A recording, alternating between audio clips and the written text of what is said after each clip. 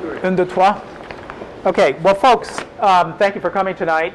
I don't know what you usually do, but I was asked to speak about some topic called startup considerations. So as some of you probably know, I've done a few startups in my life, and there are lessons learned that I would like to share with you. Nobody taught me these lessons. Even though I did work at the Harvard Business School for 3 years, I never got an MBA. But I did pick up a lot along the way, but mostly by learning by doing. And so I'd like to share with you some considerations tonight. I'm going to go through 9 sets of considerations here fairly quickly, hopefully in 2 minutes or less each. So we're going to gun through these, and then if you have any questions, there'll be time at the end. But I want to suggest that for those of you who brought pen and paper or your computer or whatever, you may want to take notes, because I think these considerations may come back to you later on, and it might be helpful to have a kind of checklist of thoughts as you try to deal with some of the issues I'm going to raise tonight. So, point number 1, high-tech versus small business. What's that all about from your point of view? Are you in a high-tech, scalable business, or are you in a small business startup? Any small business startups here? Are you all high-tech? Well, here's the question. Here's where I'm heading. What's the difference?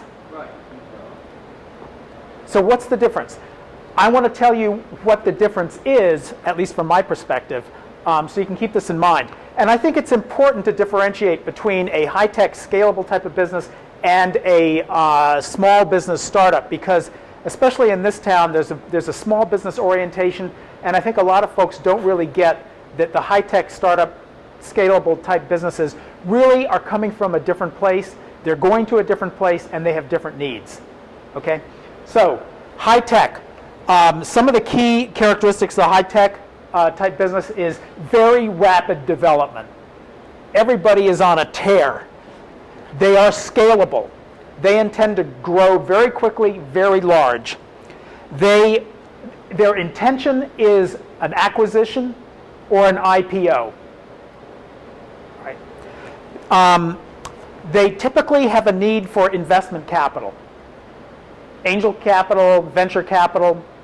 And finally, what they're looking for is they're looking for low-cost, temporary space to get started. Okay. Now let me contrast that with what small business needs are.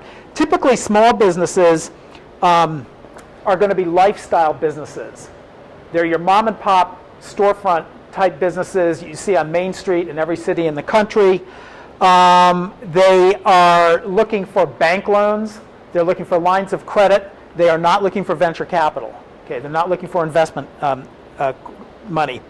They're typically going to lease their space, or they're going to own their space. And that's very different from we in high tech are looking for. And they're going to be networking in the Chamber of Commerce, whereas you guys or folks in high tech businesses are going to be networking in communities with other people like you. All right, probably not the Chamber of Commerce. So those are some of the key differences. Now, let's move on to entrepreneurial motivation. What motivates you as an entrepreneur? How many of you are starting up your own businesses? Hands high. All right, okay. So what motivates you as an entrepreneur? Anything? Helping people. Helping people. Okay, that sounds like charity, but High technology. high tech. There's a glass ceiling and they're working for somebody else. All right. Any other ideas? Eric? Making a change, like socially or... Okay, here's what I want to suggest. There's motivation. There's intrinsic motivation. Are you internally driven, or are you externally incentivized? All right, so the difference between a motivation and an incentive is that when economists talk about incentives driving behavior, that's an extrinsic motivator. And it's typically money. All right. Not so necessarily with many entrepreneurs. Entrepreneurs are driven by an intrinsic motivation. Nobody's telling them what to do. They have this intrinsic drive to do what they want to do. They typically have a vision. They typically have a vision of the way things could be, or the vision of a product or a service that other people don't necessarily see. So they're very vision-driven, if you see what I mean. Okay? Another thing is that they, even though they want to work autonomously, they don't want to work for somebody else, they want to be in control. However, as you suggested, they need to collaborate with other people. They need to find partners, they need to find employees, they need to find people who will share their vision. And finally, they're driven to overcome all obstacles. It's hard to keep an entrepreneur down, right? And that's probably one of the hardest things to deal with, is overcoming the obstacles that are in your space. And very often they're obstacles that other people haven't had to face before, so it's not like you can turn to somebody else and just get an easy answer for how to overcome the obstacles to achieve your vision. Now, there's another reason why it's important to understand about entrepreneurial motivation. Why is that? I mean, certainly as part of self-reflection, it's important to understand what motivates you intrinsically, but why is this an important question for the entrepreneur? So that you can continue pursuing what you're trying to accomplish. Yes, and what does that typically involve? Other people. And so the thing is that to work effectively with other people, you have to know what motivates them. All right? If they're just interested in being incentivized, like with money, then they may just go where they can get the most money. And that may not be your venture, it may not be your startup. So you have to understand what motivates them. And especially if they're going to be in a partnership relationship, you've got to share some common motivational factors. The next thing I'd like to talk about is the Trinity of Management. What is the Trinity of Management? There are three capacities that every business has to get down, has to have a deep bench on. And normally one person can specialize in one of those capacities, sometimes two of the capacities, but very rarely all three. So if you're a startup entrepreneur, you have to think about a team, developing a team that covers these three capacities. The first one, of course, is product knowledge or service knowledge if you're a service business. There has to be somebody who knows the product very deeply. And very often that's the startup entrepreneur, him or herself. Okay? That's one. The second thing is marketing. You have to have somebody who knows how to take that product or service and can convince the market that they need to buy this product or service. And that's a skill level. Right? The third thing is what? Sales. Well, yeah, we'll consider that part of marketing. It is the financials. There's got to be somebody who's the numbers person who really understands the financials. And at the outset, that may be as simple as straight up bookkeeping. But when things start getting interesting, and especially when you start conceiving of the fact that you may need some investment capital, then you have to start thinking in a more sophisticated way about finance. All right. So there's typically somebody who's going to be very good at that. So those are the three capacities that constitute what we call the Trinity of Management. So get those down. The next thing I'd like to turn to are the elements of an organization. Every organization is defined by three characteristics. One is ownership. Who owns the organization? One is control. Who controls the organization? And the third one is benefit. Who does the organization benefit? Now, I'll just point out very quickly that in an investor-owned firm, which is the quintessential capitalist type organization, the capitalists are the ones who own the firm, they control it, and it's for their financial benefit. Right. Now contrast that with a nonprofit organization. If any of you are doing nonprofit work, yeah, a nonprofit by definition has no owners. There are no owners. The assets of the organization cannot by law inure to any individual's benefit. Okay. So take ownership out of the equation. Control. Who controls it? There are managers who control it, but they control it on behalf of the public's interest. So the idea is the nonprofit serves the public. And the third thing is who benefits? Nobody benefits financially beyond what they get in a salary or their volunteer, their altruistic payback. Who benefits is society, whichever segment of society that nonprofit is to serve. So that contrast becomes very clear. But those three elements: ownership, control, and benefit. And those are going to come back later on when we talk about building partnerships. Because at the outset, you might want to own the whole thing, you might want to control the whole thing, and obviously it's for your benefit. Right? When you start bringing in partners, especially in sharing equity, you're going to have to deal with those ownership questions, those control questions, and the benefit questions. So we'll come back to those. And of course, in your team, you have to get a sustainable balance among those three factors. Now, let me get on to the difference between a product and service. How many of you have service businesses you're starting up? Okay, wow, that's amazing. Four of you. Okay, so the others, is it all product driven? Are you product driven?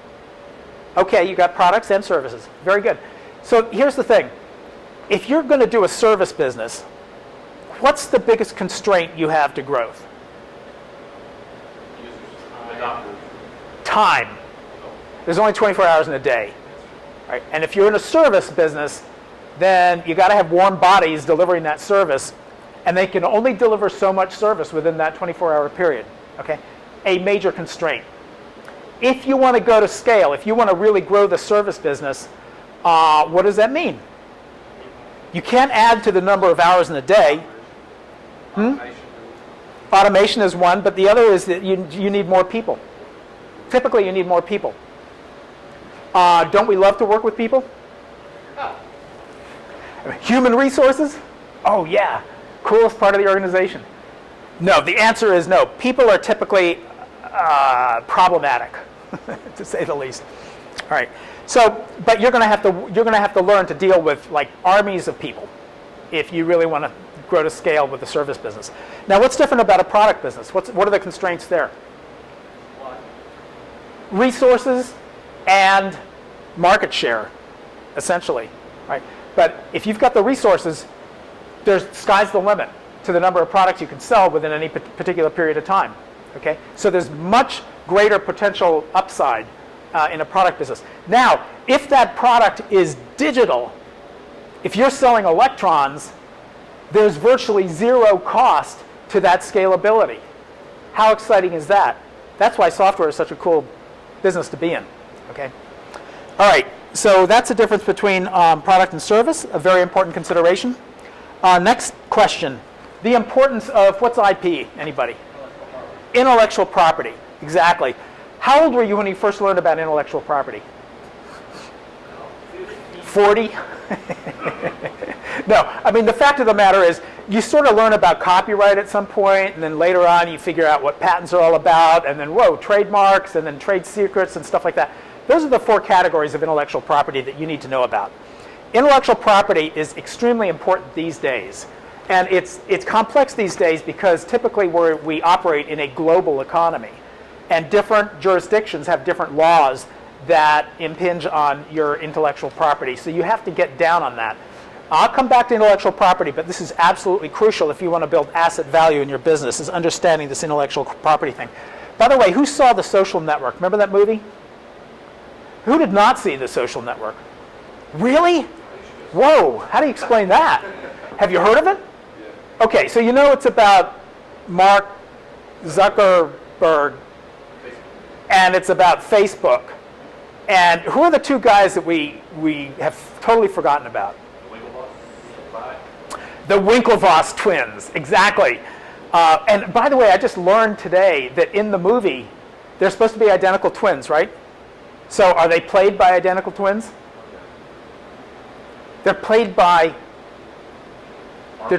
two guys who are not related, and you only see the face of one of them. The body is provided by this guy who's like pretty cool looking, and the other guy's pretty cool looking, but they only chose one face, and later on in the movie they erased this other guy's face and put in the twin's face so they look identical. Amazing. Okay, what was their fatal error? This movie, I mean, even though, liberties were taken in the movie, it does have a very profound lesson for especially folks in the software business. So what was the Winklevoss's fatal error? Yeah, well, basically it was that they didn't make Mark sign a work-for-hire employment agreement. And why is work-for-hire so important? Have you ever heard those three words before? Yeah. Look in your employment agreement. Have any of you not signed an employment agreement? Look for the magic words work for hire. What that means in our country is it means that all of your ideas, all of your intellectual property, you are transferring to whoever's paying you. whoever's employing you, right? You give it up to them. That's what that means. And that's what the Winklevoss guys, because they were, so trusting, I guess, they didn't make Mark sign this thing. And you cannot protect an idea. You can only protect the expression of an idea. And they hired him to do the expression of their idea. And what did he do? He didn't end run with the idea. Okay, the rest is history. So that's the key message of that movie, from my point of view. So intellectual property is, and protecting your intellectual property through those employment agreements is going to be crucial. Okay, the importance of trust. Speaking of, do you guys know what transaction cost is? It's a sort of economic term. So if you haven't come across the idea of transaction cost, here in a nutshell is what at least my take is on transaction cost. Imagine this. Imagine that you want to buy, wait, let me get two of you up here real quick, like Eric and you. Okay, come on up. So Eric's got some property, and he wants to sell it to, what's your name? Dan. Dan, he wants to sell it to Dan. Now, do you guys know each other? No. No. And you want to buy his property? I do. And you want some money for it, right? I would like to. Okay. So he establishes the price, and you're considering the price, and you're thinking, okay, I can afford that. You want to buy it, right? Where do you go from there? So wait, this. How do you know he owns the land that he Okay. wants to sell you? Okay, yeah. So I see your documentation. You say you own it, and I want to buy that documentation. Says it's mine. Yeah. Okay. How do you know that he's got the money to pay you? There's some kind of agreement. Or You're going to demand cash? If it's a lot of money, probably he's not going to have the cash, right? So what does that mean? It means you got to hang around while he goes to a bank, gets a mortgage, right? So, and do you guys handle this transaction alone, or do you feel you have? Are there representatives who are out there? But usually there's going to be, right? Representatives? Okay, very good. Great job. Give these guys a round of applause. Thank you. Okay, my point here is that because they don't know each other, there are certain trust issues at hand here. And imagine if they did know each other. They're from the same village. Their families have known each other their whole lives. They trust each other. There have been lots of transactions. Chances are, if one wants the property, it's just a done deal, right? But once you lose that level of trust, then the cost of the transaction starts to go up. And the greater the mistrust there is, or the less trust there is, the higher the transaction costs. So imagine you go to a certain war-torn country and you want to buy a piece of property for whatever reason. Well, good luck, because there probably isn't the sort of institutional infrastructure there for you to trust that you're going to get what you want. All right. So in that case, it's possible to conceive that the transaction cost reaches infinity, and there's just no market there anymore. See what I mean? Now, you take that concept and bring it down to your little startup company and start operationalizing this notion of trust, and you will see very quickly that trust is very, very important. And it's quite possible that you can try to reduce transaction costs by putting in place things like agreements, but sometimes agreements are broken as well. Okay, so trust is going to be really important in your venture. Let's move on to equity. Equity and risk. Here's something. How many of you have partners in your businesses? You have partners? How many partners? One? Two? Two? One and more. One and more? Okay. How many of you have established equal partnership, equal ownership? One? And the others have not? Why not? Still unclear. Oh, you're still negotiating? Still early. Some people bring more to the table than others. Some bring more to the table than others? Okay. Here's the thing. The empirical research on startups is that if you're an investor, I'm an investor, and I'm going to put money in your company, if you tell me that you're equal partners with other people, immediately your valuation goes down. This is a warning sign. This is a red light. It goes down, which means the cost of equity, the cost of my money, is going to go up because there's greater risk. Right? It's going to cost you more to get my investment if you're equal partners. Why do you think that is? Why do you think that is?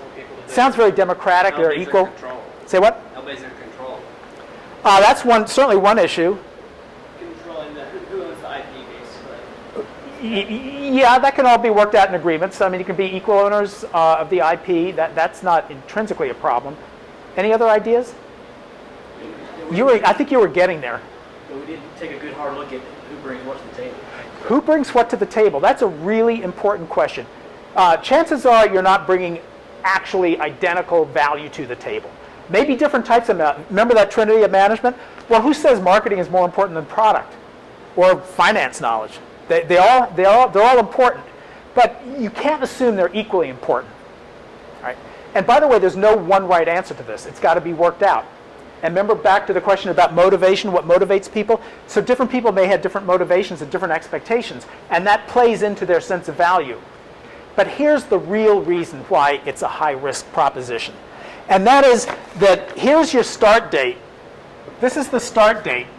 And as time elapses, whatever your motivations here of equality, chances are, and sometimes these are just life events, someone gets pregnant or someone goes away to school or has to take care of a parent or something like that, you start to get divergence in that equality. And then what happens? Conflict. And when conflict happens, risk goes up. All right? Now, what the venture capitalists understand is life happens. And whatever your good intentions are for equality out here, it probably isn't going to be sustainable going forward because of this divergence issue. So, what's a better solution? Pick a leader. Yeah, I know. You can pick a leader, which is great if you're the leader. And maybe not so cool if you're not, okay? So, yeah, that's certainly part of the equation. But here's the deal. First of all, the equity distribution is the elephant in the room. It's very awkward to talk about this. It's very awkward, especially for the founder, because the founder has it all in his or her back pocket, and probably knows that sooner or later he or she's going to have to give up some of it, but it's going to be a really awkward discussion, And how do you have that discussion? This is one of the reasons that a lot of startups fail out of the box, is because the folks involved couldn't agree on what they perceived was equitable equity distribution. Okay, so the point is you have to have the conversation, however tough it is. Have the conversation. The other thing is, once you have the conversation, it's not over. The point is you revisit what you said about value added. You revisit that balance of who's adding value to the company, because it's going to be dynamic. It's going to change over time. So you just agree at the outset that you're going to revisit it and figure out how you're going to deal with it. That is a much more dynamic and probably more effective way to dealing with the whole equity issue. Okay? It's a little more sophisticated. The way most of you may have heard about how this gets operationalized is through this concept of vesting. Your stock vests. Okay. So we're going to give you maybe 5% of the company, but not for 3 years, and it's going to invest in equal parts over those 3 years. So you have to stay at the company. You have to keep working, and if you do that, then you get your equity. So it vests over time. I'm talking about something that's even more dynamic than that. All right. So you can see the relationship between equity and risk. Right? And the final point I want to make is that the end goal defines the path. Why are you doing this venture? What is your objective? Is it to start a lifetime business? Is it out of altruism because it's something that makes me really feel good to do? Is it to be acquired? Is it to go public? I want to grow this company to an IPO. If it's going to involve a goal that requires that ownership gets transferred either to an acquisition company or to the public through an IPO, what's going to happen when that lucky day arrives? When that lucky day arrives, there are going to be lawyers on the other side or from the SEC, okay? And they're going to do their due diligence on whether you really own what you say you own. And if you don't, if you can't prove that you own that IP, like the Winklevosses, let's say that Zuckerberg stayed with them and they went all the way up to some kind of acquisition. Maybe, I don't know, Google or somebody wanted to acquire them. And then Google's white shoe lawyers come in and they start looking at all your contracts and stuff, and they say, hey, you never signed an employment agreement with this Zuckerberg guy. Why is that good for Google? It's good for Google because now they have you over a barrel. Now they can discount the price you want because there's risk goes up for them because you have not nailed down that ownership, and Zuckerberg can come back and demand $2 billion for his contribution, right? So the whole equation changes. So you have to know what your goal is at the outset. At the outset. And if it's going to involve an IPO or an acquisition, and you work backwards from there all the way back to day one, that means you have to cross your T's and dot your I's on especially the IP stuff. All of this stuff, the employment agreements, the non-disclosure agreements, the trade secret provisions. How are you going to keep this secret? How are you going to keep it a trade secret if you're talking to people about it? You know? How are you going to patent it if you've already announced it in a public presentation? All of these factors have to be nailed down at the outset. Otherwise, come goal day, when that magical call comes and this company wants to acquire you, you could be over a barrel. And that's a very disappointing place to be in. Follow me? Okay. All right, those are the set of considerations I wanted to bring to your attention. I'll take any questions you have. Yes? So how would you, what are your recommendations for that conversation about the controlling of ownership? Okay, yeah. Oh, repeat the question.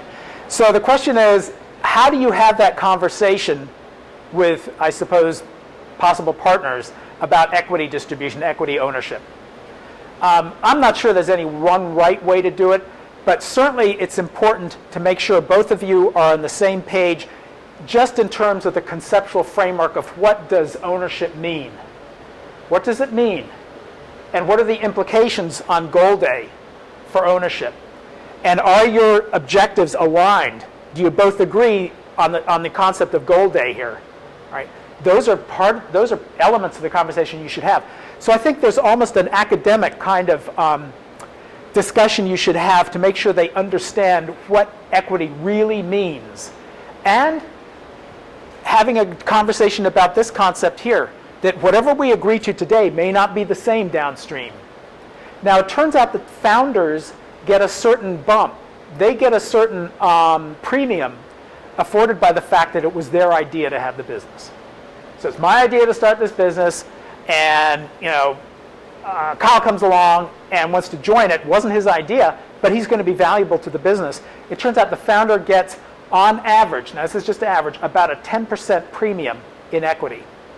But that's only an average, so I don't know what the standard deviation is of the variance, but it could be quite broad. In Zuckerberg's case, I think extraordinary, but I mean, he still owns most of the company. So he has retained most. I don't know what the numbers are. Anybody? But yeah. So he's been able to retain a lot. But here's another thing you have to do.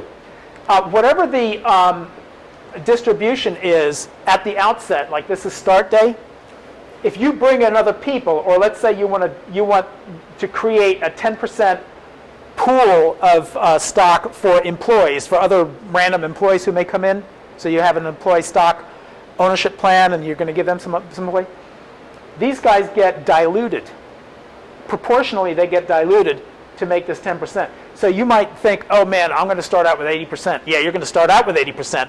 But as you start distributing that stock, you're going to be diluted in proportion to whatever that distribution is. See what I mean? So you're going to end up with less and less, even though proportionally you'll still have the equivalent of an 80-20 distribution. Okay? And this becomes very relevant when investors come in, whether it's a whether it's an angel investor or venture capitalist, because they'll have their ideas. And then there's something called pre-funding valuation and post-funding valuation that you need to learn about as well. There's a really good book by Brad Feld on some of these financial issues that I can get you the reference to later on. But that's how you have the conversation. Just make sure everybody understands the concepts, and then they can operationalize them from their personal perspective. Next question? This is sort of a toenail to that. This actually came up the other day. Justin Sachs, who some of y'all might know, is friends with Chris and Words and Curse, said there's a website called founders.com. It's no E in the ERS, but founders.com that actually has a co-founder equity calculator that takes it. You take a survey. I guess all the founders take a survey and then figure out how. It's less fuzzy, so it doesn't take into consideration certain things. But yeah, and I haven't used it yet, to be fair. Yeah, that's very good. So it's a good idea. You know, there's new stuff all the time, and you know, conceptual tools, calculation tools like that. You go check them out and see what works. None of them are going to be perfect, I'm sure, for every situation. So you'll want to tweak them. But there's, you know, check the web, see what's out there. Good point. Yeah, other questions? So you were talking about how when there are equal co-founders or whatever, how that's a risk and your valuation goes down or whatever from a venture capitalist standpoint. Is Yeah. that like a binary thing? As soon as someone has like 51% or controlling the majority, is that like all of a sudden they're just talking to that person that's controlling more majority, or is it kind of a scale like the? Yeah, well, first of all, I don't think it's necessarily arithmetically defined. Right. The red flag is equal ownership. So anything. That in itself is the red flag. Now, any other distribution, you're going to have a rationale for what that distribution is. Right. You know, the investor is going to say to you, you know, why did you come up with that distribution? You know, how do you justify Tom getting this percentage and Sally getting that percentage? It's a reasonable question. But like I say, there's no right answer. Other questions?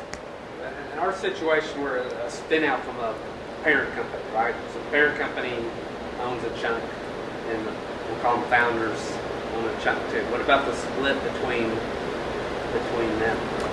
Yeah, well, that's that in itself is an interesting case. Let me just disappoint you again by saying I don't think there's any one right answer. But typically, when you have I'll set this up. Let's say that you have a government contractor, privately owned government contractor, and they have through their work they have created some intellectual property that they think has commercial value. The only thing is they are not very entrepreneurial. They're very good at getting government contracts. They don't know a thing about entrepreneurship. So they had the bright idea. Someone whispered in their ear and said, you know, you ought to set up a separate company and commercialize that intellectual property, and they will be entrepreneurial. Now, what you're asking is, so what's the appropriate equity distribution between the company and the spinoff? I don't know what the right answer is there, but you better have the conversation. Absolutely. And the conversation isn't just what is it today, but what is it downstream, and what's it going to be on goal day? And you know, are the goals of the parent company aligned with the goals of the entrepreneurs who are going to run the spinoff company? All good questions. You know, no stock answers. More questions that I can't answer. So it sounds like you're saying to have this conversation early and often. Early on. Yeah. And often. Right. I mean, one value in having meetups like this and talking about these things is to raise people's awareness of what some of these issues are, because by the time you find them out on your own, you're sort of at a disadvantage because you haven't had time to process them. Right? So it's really good. The more people who learn about this stuff, the better prepared they're going to be. And I'll tell you, I mean, if I go out and I want this guy to be my partner or this person to be my partner in a business, I want them to be super informed. I want them to be smarter than I am. You know, they could teach me stuff. Now, how valuable would that be? That is really valuable. All right. Questions? Comments? Laments? All right. Well, thank you very much.